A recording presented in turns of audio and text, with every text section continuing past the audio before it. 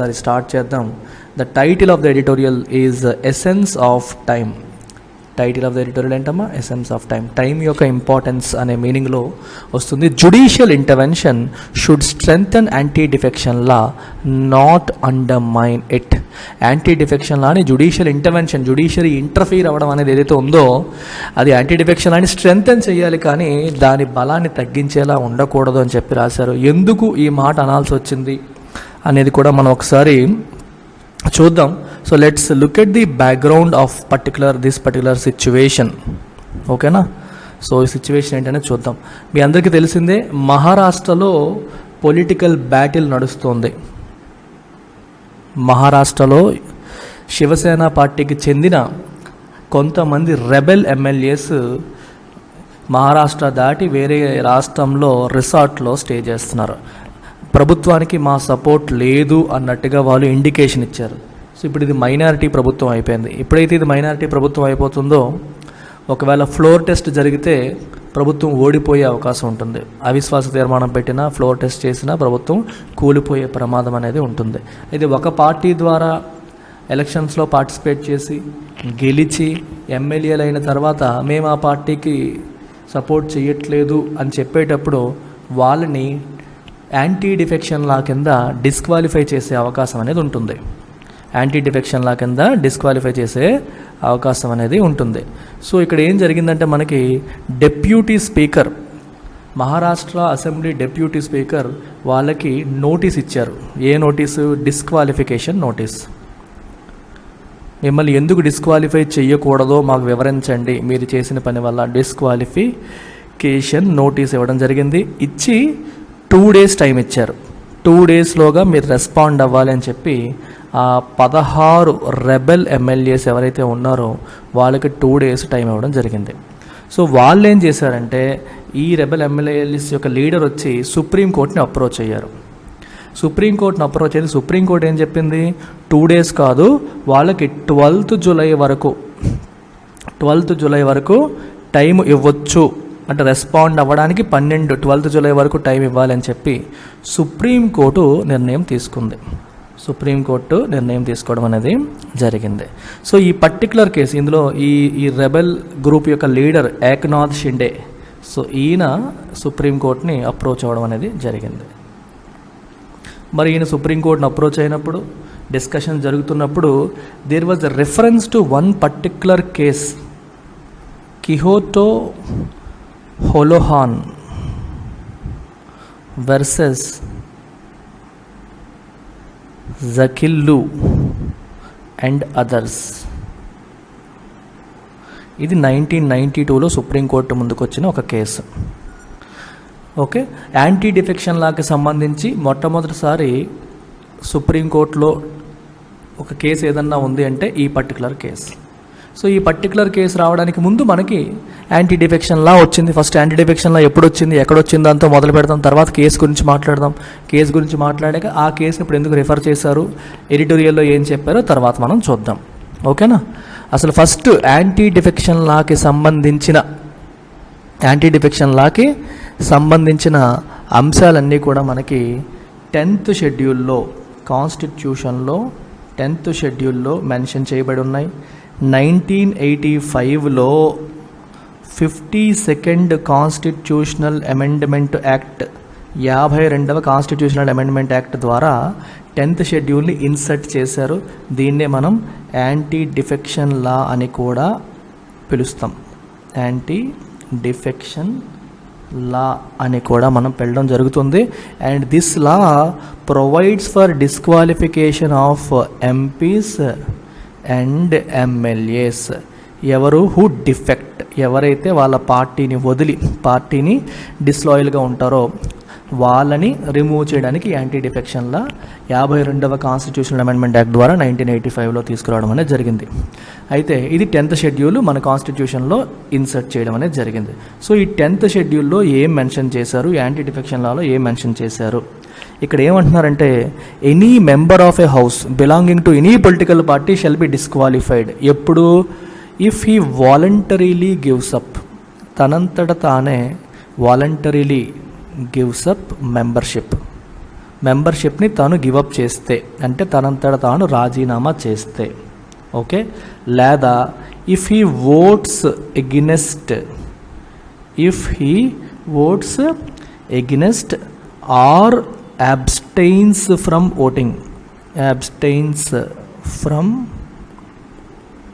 Voting in the house,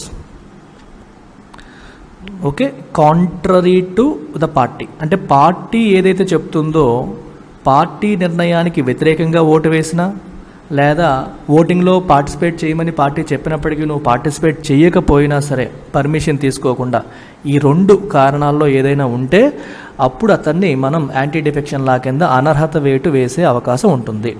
మరి ఈ decision ఎవరు తీసుకుంటారు? 10th షెడ్యూల్ క్లియర్గా చెప్తోంది, ultimate power lies with speaker. స్పీకర్కి స్వీపింగ్ పవర్స్ ఉన్నాయి. ఏదైనా సరే డెసిషన్ వచ్చిందంటే స్పీకర్ తీసుకున్న డెసిషన్ అనేది ఫైనల్, స్పీకర్స్ డెసిషన్ అనేది ఫైనల్ అని చెప్పి 10th షెడ్యూల్ చెప్తుంది. స్పీకర్కి ఈ పర్టికులర్ అథారిటీ ఉంటుందని చెప్పారు. మరి తర్వాత ఈ కిహోతో హోలోహాన్ కేసులో ఏం జరిగింది? అసలు స్పీకర్కి అల్టిమేట్ పవర్స్ ఉండడం కరెక్టేనా, అతను డిసైడ్ చేసేయడం కరెక్టేనా అని చెప్పి ఈ కిహోతో హోలోహాన్లో కేసులో సుప్రీంకోర్టులో వెళ్ళడం అనేది జరిగింది. సుప్రీంకోర్టుని అడిగారు, స్పీకర్కి అంత బ్రాడ్ పవర్స్ ఉండడం కరెక్టేనా? అది లైక్ అతను బయాస్డ్గా ఉండే అవకాశం ఉంటుంది కదా, ఎందుకంటే స్పీకర్ ఎప్పుడు అధికార పార్టీకి చెందినవాడే ఉంటాడు కదా, వాళ్ళ పట్ల బయాస్డ్గా ఉండే అవకాశం ఉంటుంది కదా అని చెప్పి ఇందాక మీకు చెప్పిన ఈ పర్టికులర్ కేసు ఏదైతే ఉందో ఈ కేసులో దీన్ని ఛాలెంజ్ చేయడం అనేది జరిగింది. They argued whether it was fair that speaker should have such broad powers. So వాళ్ళు ఏం చేశారంటే ఎస్ అని చెప్పారు, స్పీకర్స్కి పవర్స్ ఉండడంలో తప్పు లేదు.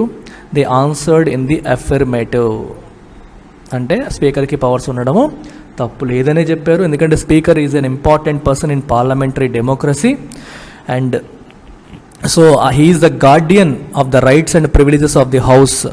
సో కాబట్టి అవసరమైతే ఆయన ఏ నిర్ణయం అయినా తీసుకునే అధికారం ఆయనకు ఉంటుంది అని చెప్పడం అనేది జరిగింది. ఓకే, సో ఇది కథ అన్నమాట. మరి డిప్యూటీ స్పీకర్ కథ ఏంటి? డిప్యూటీ స్పీకర్ కథ ఎందుకు వస్తుందంటే మనకి మహారాష్ట్రలో ఇప్పుడు స్పీకర్ లేరు, డిప్యూటీ స్పీకరే ఫంక్షన్ చేస్తున్నారు. సో డిప్యూటీ స్పీకర్కి సంబంధించి కూడా ఇందులో కొంచెం రాశారు, అందుకే కొంచెం డిప్యూటీ స్పీకర్ బ్యాక్గ్రౌండ్ కూడా ఒకసారి చూసేద్దాం.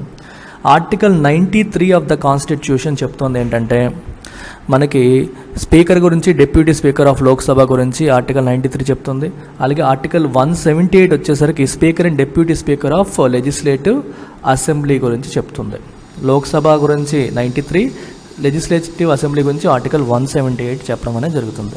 సో వీళ్ళు ఏం చెప్తున్నారంటే స్పీకర్ లేనప్పుడు in the absence of speaker deputy speaker assumes his position and స్పీకర్కి ఉన్న ప్రతి ఒక్కటి కూడా డిప్యూటీ స్పీకర్కి ఆటోమేటిక్గా అప్లై అయిపోతుంది అని ఆర్టికల్ 95(1) అనేది చెప్తుంది.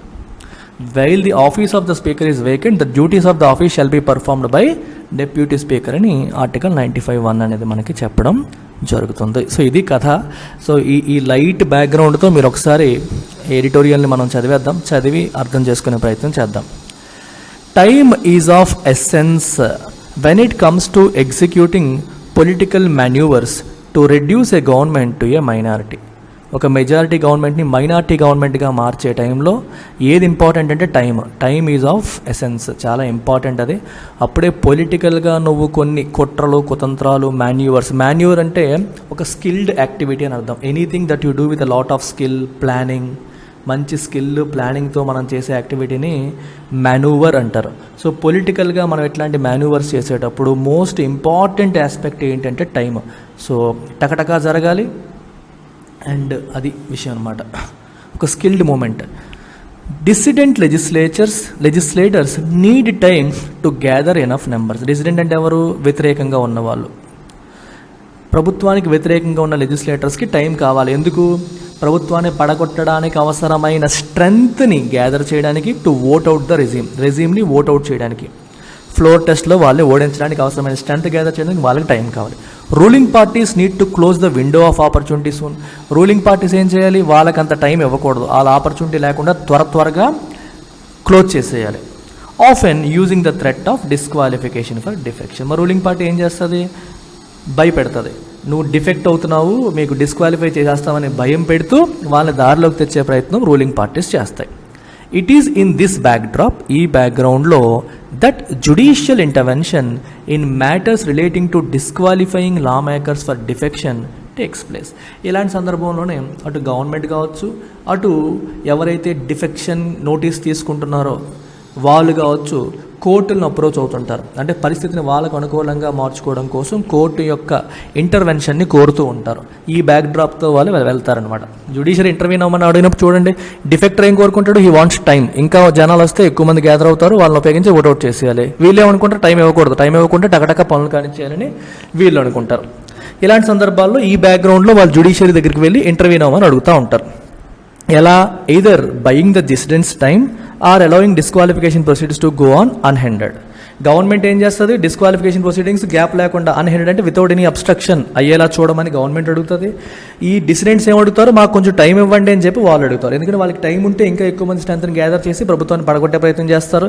వీళ్ళేంటి, టైం ఇవ్వకుండా టకటక డిస్క్వాలిఫికేషన్ ప్రొసీడింగ్స్ తోసేస్తే వాళ్ళని పక్కన తోసేయచ్చు, ఫ్లోర్ టెస్ట్లో గెలవచ్చు అనేది గవర్నమెంట్ ప్రయత్నం. ఈ యాంగిల్లో, ఈ బ్యాక్డ్రాప్లో they approach court. By its order granting time till July 12 to dissident Shiva Sena legislators in the Maharashtra Assembly to reply to the Deputy Speaker's notice under the anti-defection law, the Supreme Court has effectively made it possible for them to actualize their objective without the threat of disqualification for now. సుప్రీంకోర్టుకి వీళ్ళు వెళ్ళారు. ఇప్పుడు చెప్పాను మీకు, సుప్రీంకోర్టుకి వెళ్తే ఆయన ఏమి, మన స్పీకర్ ఏంటంటే డిప్యూటీ స్పీకర్ 2 daysలో రిప్లై ఇవ్వాలని నోటీస్ ఇచ్చారు. వీళ్ళు సుప్రీంకోర్టుకి వెళ్తే సుప్రీంకోర్టు ఏం చేసింది, July 12 వరకు టైం ఇచ్చింది. July 12 వరకు టైం ఇవ్వడం, ఈలోపు ఇక్కడ వీళ్ళు ఏం చేస్తారు, మనకి మహారాష్ట్ర అసెంబ్లీలో ఏం చేస్తారు, అవిశ్వాస తీర్మానం ఫ్లోర్ టెస్ట్ పెడతారు. వీళ్ళేమో దూరంగా ఉండిపోతారు. వీళ్ళు దూరంగా ఉండి ఫ్లోర్ టెస్ట్ పెట్టినప్పుడు శివసేన ఓడిపోయింది అనుకోండి, ప్రభుత్వం కూలిపోతే ఇంక ఇవన్నీ మరి జరగవు. ఆ స్పీకర్ పదవి కూడా మరి ఉండదు. వీళ్ళు రిప్లై ఇచ్చేలోగా ప్రభుత్వమే కూలిపోతుంది, ఇంకేమీ ఉండదు. అది పరిస్థితి.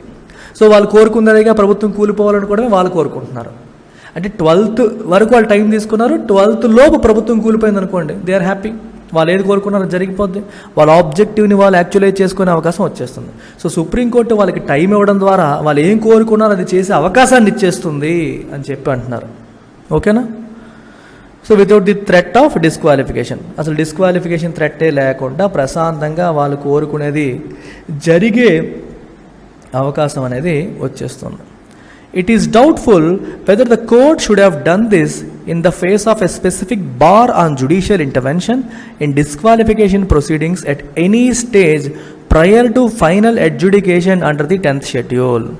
ఓకే, ఇది ఒక ఇంపార్టెంట్ ఆస్పెక్ట్ అమ్మ. చూడండి, అసలు కోర్టు స్పీకర్ ఫైనల్ డెసిషన్ తీసుకోవడానికి ముందు కోర్టు ఇన్వాల్వ్ అవ్వడం, కోర్టు జ్యుడిషియల్ ఇంటర్వెన్షన్ ఏదైతే ఉందో అది చెయ్యొచ్చా లేదా అనే విషయంలో ఒక బార్ ఉంది. బార్ అంటే నిషేధం. అర్థం, in the face of a specific bar on judicial intervention. Judiciary అనేది డిస్క్వాలిఫికేషన్ ప్రొసీడింగ్స్ ఫైనల్ అయ్యేంత వరకు మధ్యలో దూరకూడదు. డిస్క్వాలిఫికేషన్ ప్రొసీడింగ్స్ ఫైనలైజ్ అయిన తర్వాత మీరు దాన్ని ఛాలెంజ్ చేసుకోవచ్చు. కానీ ప్రొసీడింగ్స్ అవుతున్నప్పుడు మధ్యలో డిప్యూటీ స్పీకరో నిర్ణయం వెలువరచక ముందే కోర్టు ఇన్వాల్వ్ అవ్వడం, ఇంటర్వ్యూన్ అవ్వడం అనేది కరెక్ట్ కాదు అని దానిపైన బార్ ఉంది, నిషేధం ఉంది.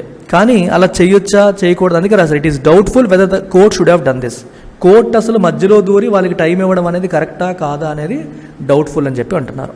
In the 1992 Kihoto Hollohan versus Zachillhu a constitution bench, while upholding the validity of the anti-defection law, ఈ కేసులో యాంటీ డిఫెక్షన్ లా ఉండాలని చెప్పింది, held that speaker's decision was subject to judicial review. ఏం చెప్పిందంటే స్పీకర్ యొక్క decision final. at the same time you can approach supreme court, judicial review కి subject అయ్యే ఉంటుంది, కోర్టుకి మీరు అప్రోచ్ అవ్వచ్చు అని చెప్పింది. All beat on limited grounds, అయితే కొన్ని కారణాల ద్వారానే మీరు వెళ్ళొచ్చు. గ్రౌండ్స్ అంటే రీజన్స్, కొన్నింటి బేసిస్ మీదే మీరు జ్యుడిషియరీని అప్రోచ్ అవ్వచ్చు అని చెప్పింది. It also made it clear that this should take place after a final decision and there can be no interim order. ఇది ఇంపార్టెంట్. ఫైనల్ డెసిషన్ తీసుకున్న తర్వాతే జరగాలి. ఇంటరిమ్ ఆర్డర్స్ అనేవి ఇవ్వకూడదు, అంటే మధ్యంతర ఉత్తర్వులు ఇవ్వకూడదు. Except if there is an interim disqualification or suspension. Interim disqualification లేదా సస్పెన్షన్ ఉంటే, అంటే ముందే వాళ్ళు ఫర్ ఎగ్జాంపుల్ చూడండి, కొన్నిసార్లు ఏమవుతుందంటే ముందు డిస్క్వాలిఫై చేస్తున్నాము, తర్వాత మనం విచారించిన తర్వాత రెసిషన్ చేస్తానన్నారు అనుకుంటే అప్పుడు వెళ్ళొచ్చు.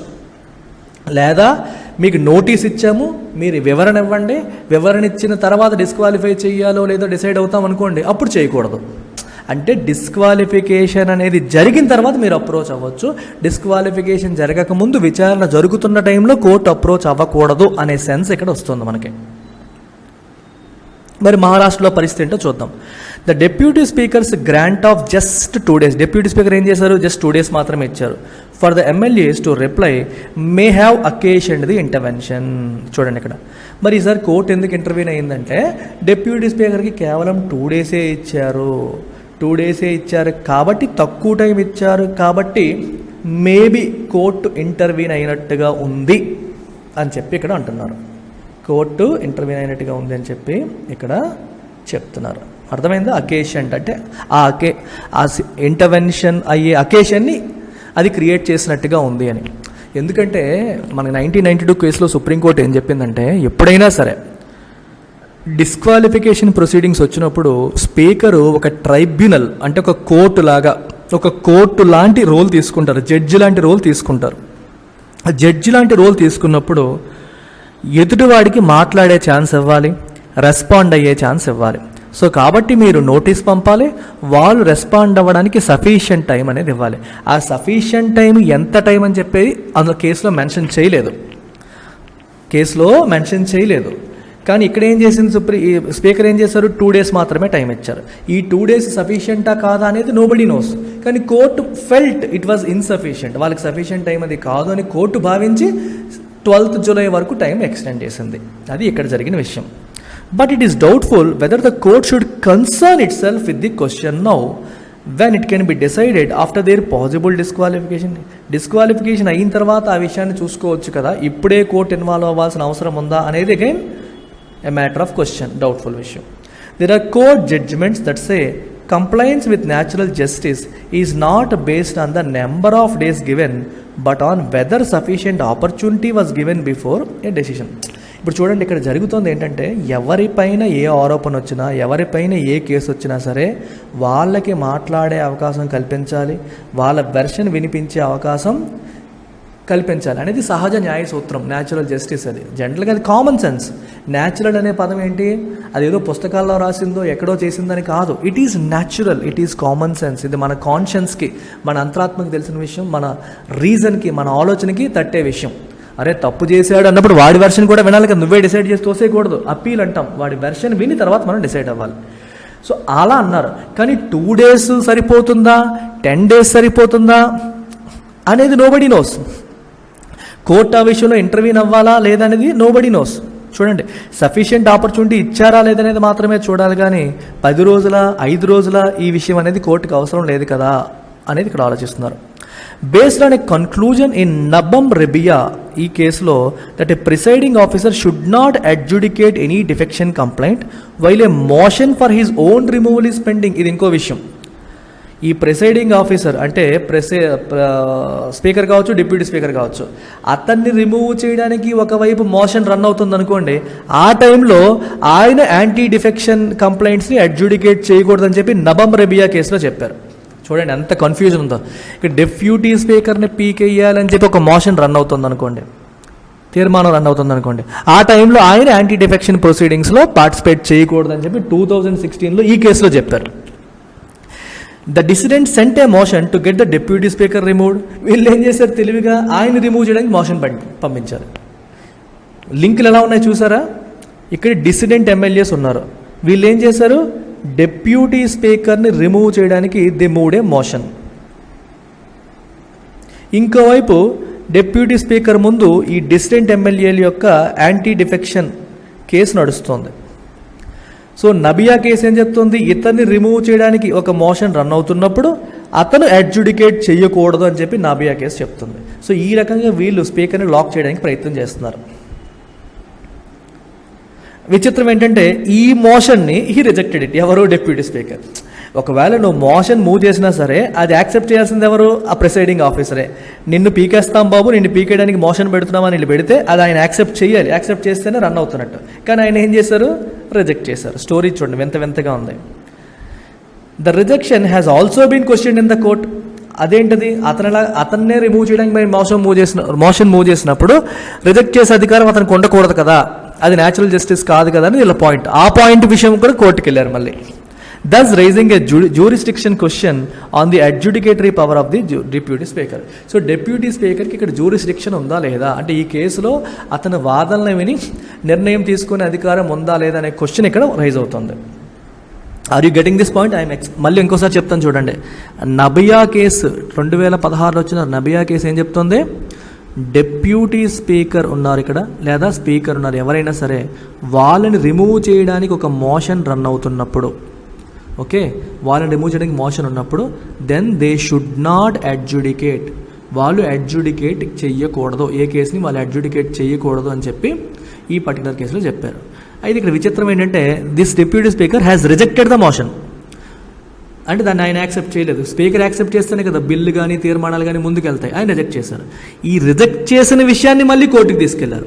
ఆయన రిజెక్ట్ చేసే అధికారం ఎలా వస్తుంది? ఆయన్ని రిమూవ్ చేయడానికి మేము పెట్టాం కదా అని ఆ విషయం కూడా కోర్టులోకి వెళ్ళింది. So it has become quite complicated. Thus raising a jurisdiction question. ఆయనకి నిజంగా జ్యూరిస్డిక్షన్ ఉందా లేదా, అది ఆయనకి పరిధి ఉందా లేదా అనే క్వశ్చన్ అక్కడ మనకి వస్తుందన్నమాట. Who of necessity has to decide disqualification questions in the absence of speaker. ఇప్పుడు స్పీకర్ లేరు కాబట్టి ఈ డిస్క్వాలిఫికేషన్ క్వశ్చన్స్ ఆయనే డిసైడ్ చేయాలి. విచిత్రం ఏంటంటే ఇప్పుడు ఆయన మీదే ఈ క్వశ్చన్ వచ్చేస్తుంది. Motions to remove a presiding officer should not become a ploy to circumvent disqualification proceedings. మీకు అర్థమవుతుందా? డిస్క్వాలిఫికేషన్ ప్రొసీడింగ్స్ని తప్పించడానికి, తప్పించడం కోసం ఆయన్ని రిమూవ్ చేయడానికి మోషన్ పెట్టడం అనేది ఒక ప్లాయ్ అయిపోతుంది, ఒక స్ట్రాటజీ అయిపోతుంది. అలా అవ్వకూడదు అని చెప్పి అంటున్నారు. ఇఫ్ కోర్ట్స్ కౌంటెనెన్స్ అంటే యాక్సెప్ట్ అని అర్థం. కౌంటెనెన్స్ ఇక్కడ వెర్బ్గా వాడారు, యాక్సెప్ట్ అని అర్థం. Accept maneuvers to preempt a decision on whether legislators camping in another state and questioning the chief minister's majority have incurred disqualification by voluntarily giving up membership of their party.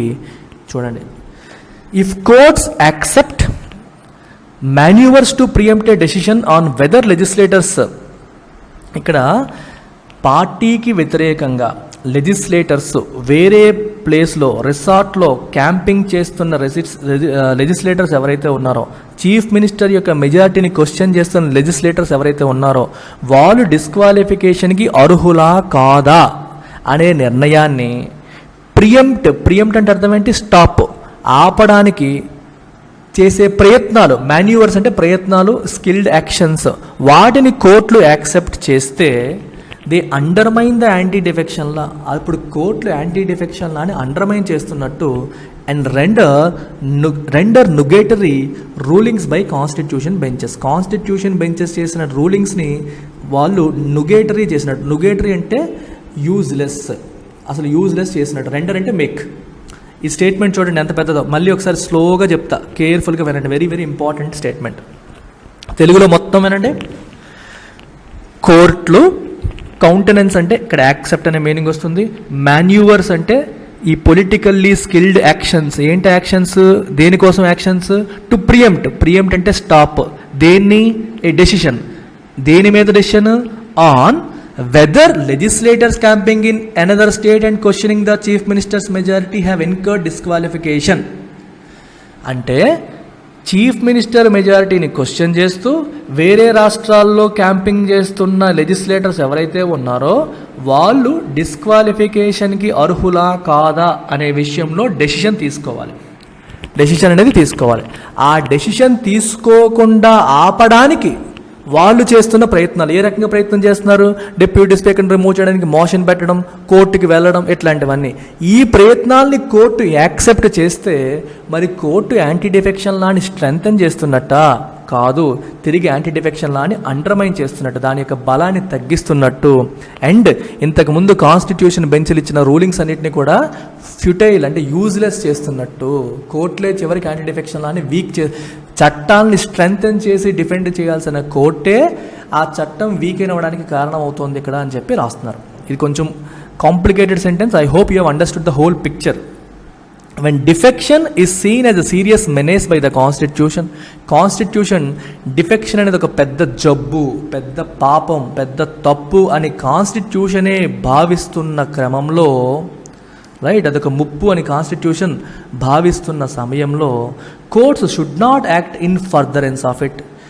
అది ఇంకా పెనుముప్పుగా మార్చేలాగా కోర్టులు ప్రవర్తించకూడదు. Anti డిఫెక్షన్ని control చేయడానికి courts సహకరించాలి, కానీ anti డిఫెక్షన్ని encourage చేసేలాగా కోర్టులు ప్రవర్తించకూడదు. It's డిఫెక్టర్స్కి అనుకూలంగా court ఇక్కడ ప్రవర్తిస్తుంది, యాంటీ డిఫెక్షన్ లాని అండర్మైన్ చేస్తున్నట్టుగా ఉందని statement meaning. The duty to protect those wrongly disqualified is important. Of course తప్పుగా డిస్క్వాలిఫై చేసిన వాళ్ళని ప్రొటెక్ట్ చేయడం అనేది ఇంపార్టెంటే, కాదనట్లేదు. At the same time but so is calling to account defectors whose motives are suspect. తప్పుడు మోటివ్స్తో, తప్పుడు ఉద్దేశాలతో, అనుమానించదగ్గ ఉద్దేశాలతో ఉన్న డిఫెక్టర్స్ని నలుగురిలో నిలబెట్టడం, వాళ్ళని అకౌంటబుల్ చేయడం. కాలింగ్ ఇన్ టు అకౌంట్ అంటే hold them accountable, insist on explanation, reprimand them అంటే వాళ్ళని తప్పు పట్టడం కూడా అంతే ఇంపార్టెంట్. తప్పుడు ఉద్దేశాలతో ఉన్న వాళ్ళని మనం తప్పుపడడం కూడా అంతే ఇంపార్టెంట్. వాళ్ళని కాపాడడం ఎంత ఇంపార్టెంటో, అంటే వాళ్ళని బలవంతంగా పార్టీలోంచి పంపించేసే ప్రయత్నాలు ఏమన్నా చేస్తే వాళ్ళని కాపాడడం ఎంత ఇంపార్టెంటో, తప్పుడు ఉద్దేశాలతో పార్టీకి ద్రోహం చేస్తే వాళ్ళని డిఫెక్షన్, యాంటీ డిఫెక్షన్ లా కింద డిస్క్వాలిఫై చేయడం కూడా అంతే ఇంపార్టెంట్ అని చెప్పి ఇక్కడ చెప్తున్నారు. వాళ్ళని బోన్లో నిలబెట్టడం కూడా అంతే ఇంపార్టెంట్ అని చెప్పి చెప్తున్నారు. So beautifully written editorial. So చాలా ఆస్పెక్ట్స్ మీకు ఇక్కడ వచ్చాయి. ఇక్కడ మీరు నోట్స్ రాసుకుంటే you have to mention this Nabia case, Nabam Rebia case, ఇది ఒకటి రాసుకోండి. కిలోహాన్ కేసు కూడా రాసుకోండి. యాంటీ డిఫెక్షన్ లాకి సంబంధించిన బేసిక్స్ రాసుకోండి. 10th schedule 52nd constitutional amendment act 1985. ఓకేనా? Powers reside with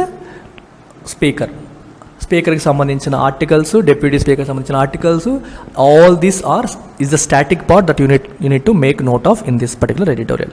I hope you have understood the concept and the role of courts with respect to anti-defection law. Take care, bye.